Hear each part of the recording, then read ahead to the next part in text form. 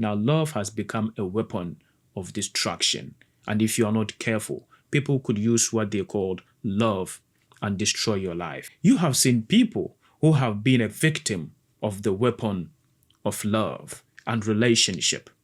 I think that is something that needs to be talked about.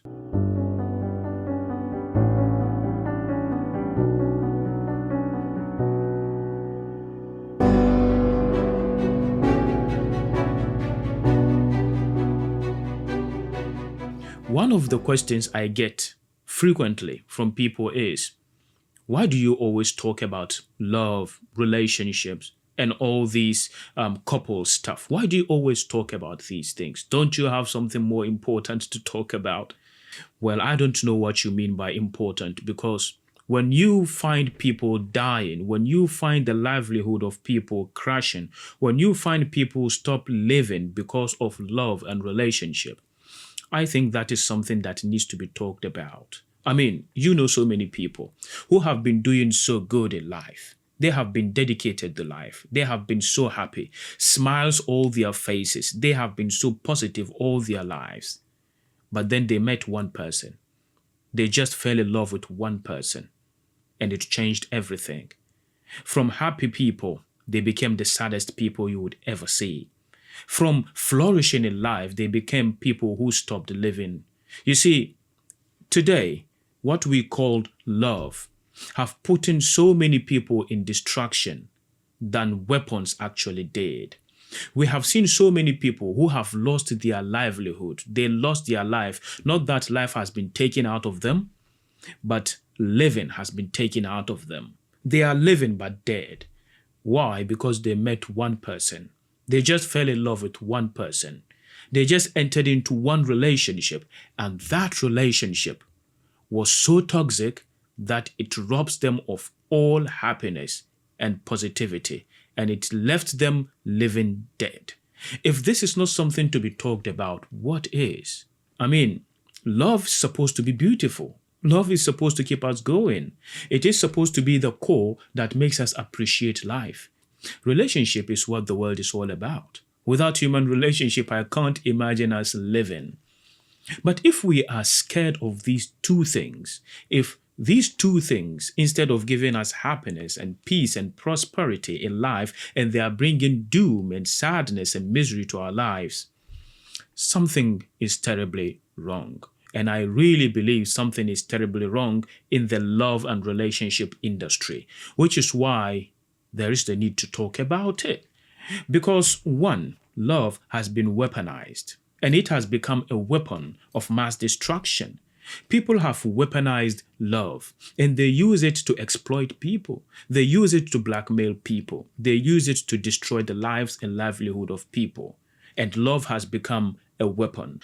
Instead of being a tool of enhancement and happiness, a tool to develop human relationship, a tool to make life beautiful, now love has become a weapon of destruction. And if you are not careful, people could use what they called love and destroy your life. You have seen people who have been a victim of the weapon of love and relationship. Why then don't we talk about these things? Now, if you have been destroyed by love at some point, perhaps we need to examine what you really encounter. Because I believe true love cannot destroy. I believe true love could only make things beautiful. Now, if that love actually destroyed, perhaps we need to put a quote on it and define it. Now, this is why I want to talk about today. What is it that you experienced? Was it love or was it something else? Because you see, most often we confuse our emotions. May I suggest that you define your emotion? Like, define it. Know what it is. You don't just feel happy and jump one time and say, I'm in love. Are you sure you are in love? You don't just see one person. He makes you happy. He makes you actually excited. He gets you excited and you go like, I'm in love. You don't just meet somebody and then you feel attracted to that person and then you go like, I'm in love. I mean, love is the most abused word today, we don't take our time to define what we actually feel. Perhaps if we take our time, define what you feel the moment we felt it, perhaps we will know what it is and we will not be disappointed. Now imagine you felt something else and the person showed you something else, because love and other emotions of happiness and ecstasy and pleasure, they may look the same. They may feel the same. Because you see, the feeling of love and attraction and lust could feel the same. They may feel like the same. And if you are not careful, you would confuse them. You may just be excited about the person and you think you love him.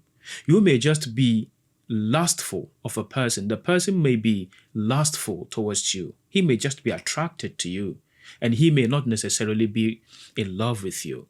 But then we mistake these feelings. Why don't you take your time and identify what you feel? Now, if you do that, here's what's going to happen. You will not be surprised. You will not be disappointed, because you know exactly what you feel. I just said to you that love is the most abused word today. People could just feel anything. They could just wake up one day and feel happy and they go like, I'm in love. They may just feel attracted to a person and they go like, I'm in love. They may just have some lustful inclination towards a person and they go like, I'm in love. Some people may desire us, but they don't love us. They are lustful towards us, but they don't love us. We are attracted to them, but they are not in love with us. They may love being around us. They may enjoy being around us, but they are not in love with us. Now, these signals may look the same. And if you're not careful, you will mistake lust for love. You would mistake attraction for love. And if your whole word is always love, love, love, then you may be mistaking one very deadly bad thing for one thing that is very beautiful. Now you see, lust could end with one encounter of sex. Love endures beyond anything else. This is why you get heartbroken, because the person was only lustful towards you. He wasn't in love with you. And you have mistaken lust for love. And you have given him what he wants, and now he doesn't want you anymore, because the thirst of lust has been satisfied, and it cannot endure afterwards. You would feel very, very heartbroken after you have satisfied the thirst of the person. Perhaps we should take our time to identify our emotions. Why? Because in most cases, we were stupid the first time we fall in love. We identify any signals as love. As young people, we did not know what love is. So the first person who showed compassion towards us, the first person who showed care towards us, we think he loves us. Perhaps we should love him. And all he was doing was to bait us.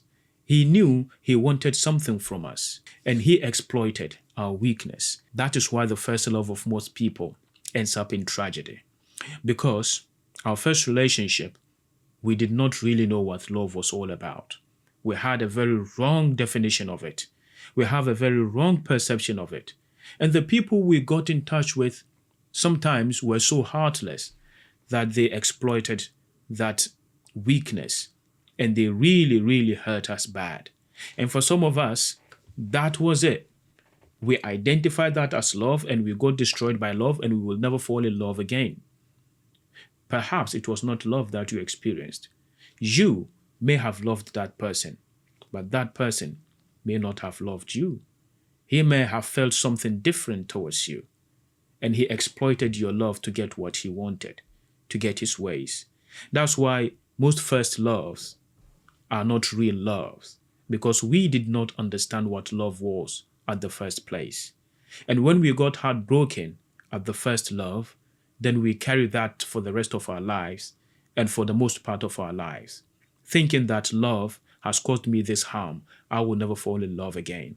It is possible that you did not identify your feeling at an early age. After all, we did not know what we felt. All we knew was love, love, love. But there are many signals that look like love but are not love. So, identify your feeling. If you are angry about something, identify it's anger. This is one of the things that people do. She is jealous, but she's saying, I'm not a jealous person. I'm just a careful person. I mean, we made jealousy something really bad, something terrible. It is not terrible to be jealous of something you love. I mean, it is not bad to feel jealousy. Jealousy is a very normal thing. You cannot be too big to feel jealous. Just identify it. And if you are ashamed by it, do something about it. That's all. But don't go around saying, I'm not a jealous woman. I'm just a careful woman.